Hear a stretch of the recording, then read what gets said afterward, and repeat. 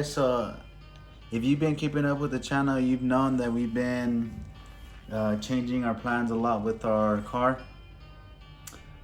We've been debating whether we want to keep it NA or not, and we've pretty much decided on going forced induction. We have an iron block, those are pretty strong. We have a T56, it's pretty strong as well. And we were contemplating a few different things, but we settled on one thing just because there was a sale going on, and there was a few people that kind of knew what we were planning on doing, just based on certain things we were doing with the car.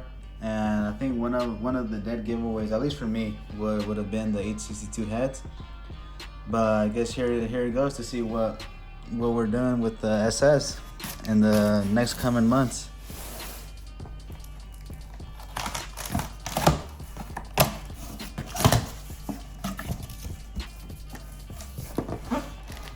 Anticipation. You already oh yeah, you can see the brand right there. Yep. Okay, hold on.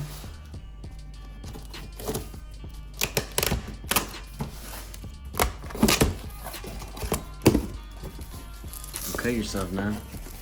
You always gotta cut towards yourself.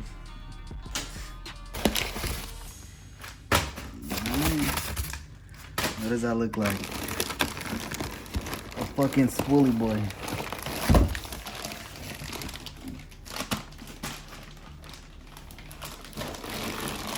I'm gonna open it up really quick.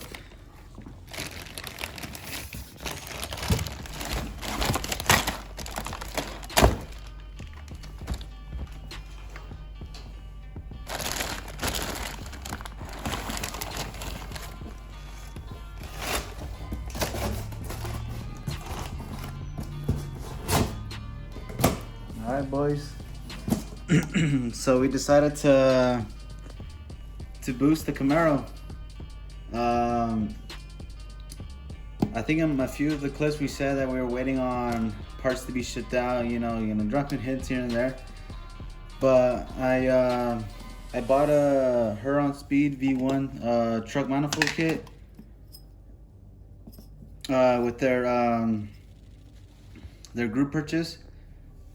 I bought the kit back in late December after we got that stimmy.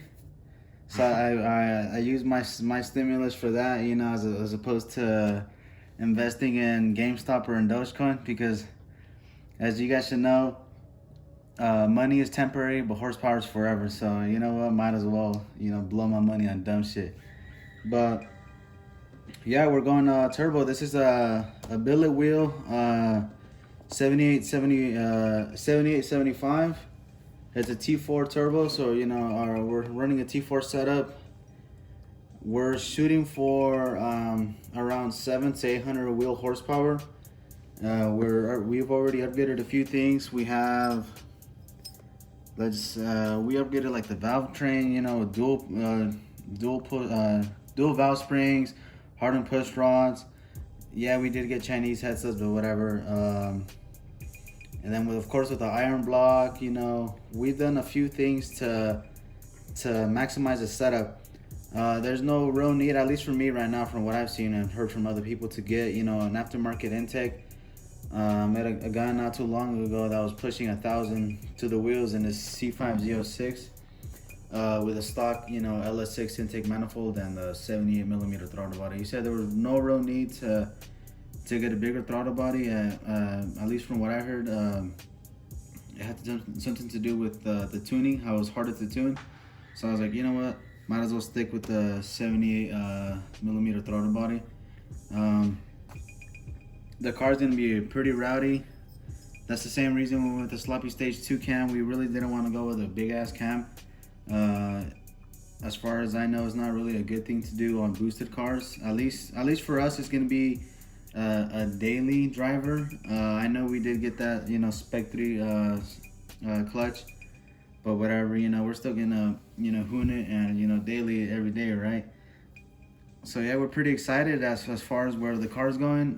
The sad part is that The kid's gonna take forever to get here. Well, not forever, but it's gonna take a sweet ass time to get here. I think in total I paid around. I did the 750 deposit, and then the entries, it went all the way up to like 81, I believe, or 80 something.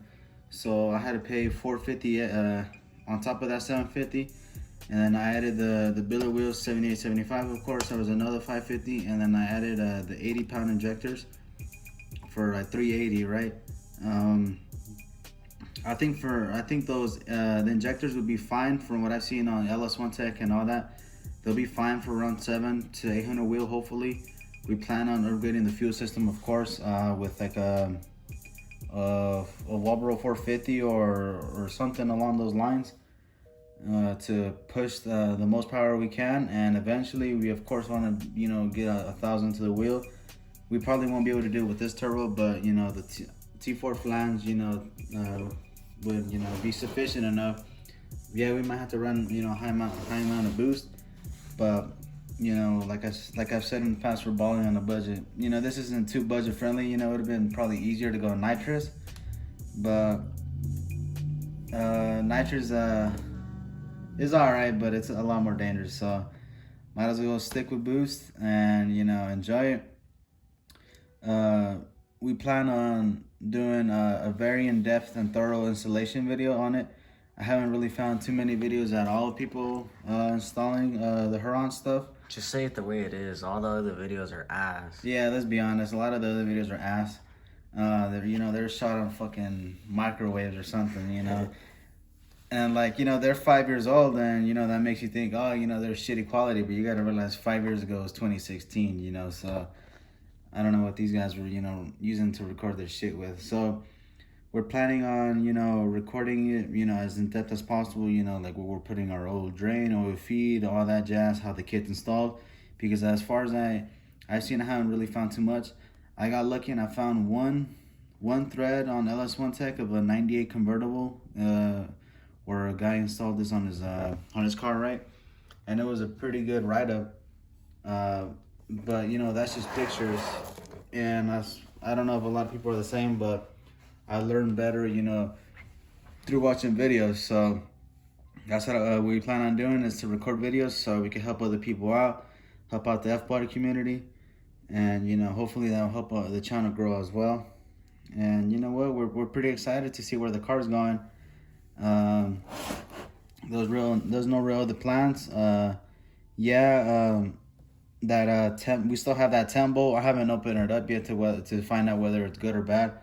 But I have a buddy of mine that was doing digs with his 10 bolt on his 5.3 setup, and I think he was pushing like 850 to the wheels, and he was doing digs and whatnot. Obviously he wasn't launching at 5,000 RPMs, but his 10 bolt held up over there at the track. So Bandamere. Yeah, Bandamere. So it should hold for us, because it's not going to be a grudge racer car. It's going to be more of a street race car. And yeah, that's pretty much the plan. We're pretty excited, and we'll hope you guys are excited too. I don't know if some of you guys guessed it, like I said, but we're pretty excited to see how the car finishes. We're still waiting on a few things, and I'm trying to decide whether I want to put the motor in the car how it is right now with the trans, or wait until I have the kit so I could figure out all my oil lines and to figure out where to put them, because I don't want to drill the oil pan for the drain while the engine's in the car, because it's not going to be too fun unless I drill it in the very front. But either way, it's going to be a pain in the ass if I have the engine and trans in the car. But like I said, guys, we're pretty excited, and hopefully you guys are excited as well for the future of our build. And hopefully we could show you guys some stuff. I'm still learning, but you know what, I'm always researching shit. So yeah, let's see how it goes. So this just barely came in as soon as we were leaving. So this package came from one of our subscribers. His name is Roy. He watched our last video about how we were needing the power steering pump pulley, and he actually sent out this package out over to us free of charge. So big shout out to him. He's, you know, big help on finding this pulley, because I have you know, had some difficulty finding one of these ones, especially an OEM one, because I don't want to get no cheap stuff, at least for in regards to the power steering, you know, because power steering is pretty important. So I wanted to try to get OEM stuff, so hence the OEM pump, but you know, needed the OEM pulley. But yeah, this barely just came in right now.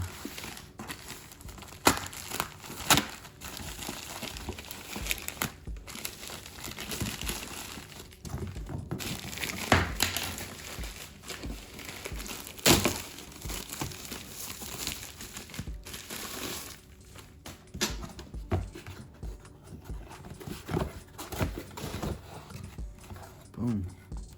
There we go, right here. OEM power steering pulley. It's in great shape. I don't see no cracks, nothing. Just like he described, it was in perfect order. And it's gonna be pretty cool. And I have the accessories all complete now. I just need to figure out how to install it. That's one thing I'm not too sure on how to do, to install the pulley onto the power steering pump. But it shouldn't be too bad. But yeah, big shout out to Roy. He, you know, helped out. You know, I didn't ask him to do it. He just offered up, and you know what, might as well take the opportunity, right? So a big shout out to him. His name is Roy, but I believe on YouTube he goes by 346 Camaro 1999, I believe. I need to double check that though. But yeah, like I said, big shout out to him. He didn't have to do this. He didn't have to, you know, hook it up with the power steering pump pulley. But you know, he went ahead and did it since he had an aftermarket one. But like I said, big thank you to him, and you know, we greatly appreciate it. Yeah, I guess we can hop onto the injectors now. So I decided to get some 80-pound injectors. I was looking online, and at least for my power goals, or our power goals, 80-pound injectors were, you know, right up our alley. No need to get some overkill injectors, at least not right now, because we could always sell these later on and get some higher pound injectors if necessary. But I decided just to go with these. There were only, I believe, 380, which ain't too bad, and they look pretty good, and they should do just fine for our setup. No need to, like I said, no need to get some overkill shit right now. We're not, you know, shooting for 1,000, at least not right now. But overall, we're pretty happy, and like I said, I hope you guys are excited to see the build go on. We're pretty excited, but we're still waiting on that kit. It's been probably like 6-7 weeks that we've been waiting, and it's been tough to wait. And we're also going with flex fuel, if you couldn't tell. We're thinking about going with the Walboro 455 pump and the hot wire kit. So we could run ethanol and a regular 91. So that's why we're going with those injectors as well. Yeah, I believe these injectors, you could run both ethanol and regular gasoline. We would rather run flex fuel and try to figure all that jazz out, as opposed to just going strictly E85, because we want to cruise the car around. And at least here where we live, there's a few places that sell E85, but it's not readily available. So I don't want to, you know, go to the mountains and get stuck over there. So at least for us, it is key to have flex fuel, but to other people, might, you know, E85 or, you know, just regular gasoline will do just fine. But that's the goal for now. We're just waiting on a few more parts. As far as I know, for the trans, we just need the slave cylinder and bell housing, and for the engine, I think it's just a few more pieces and we're all game. We just need to find a time and a place to get it done. I guess that's pretty much it. Yep.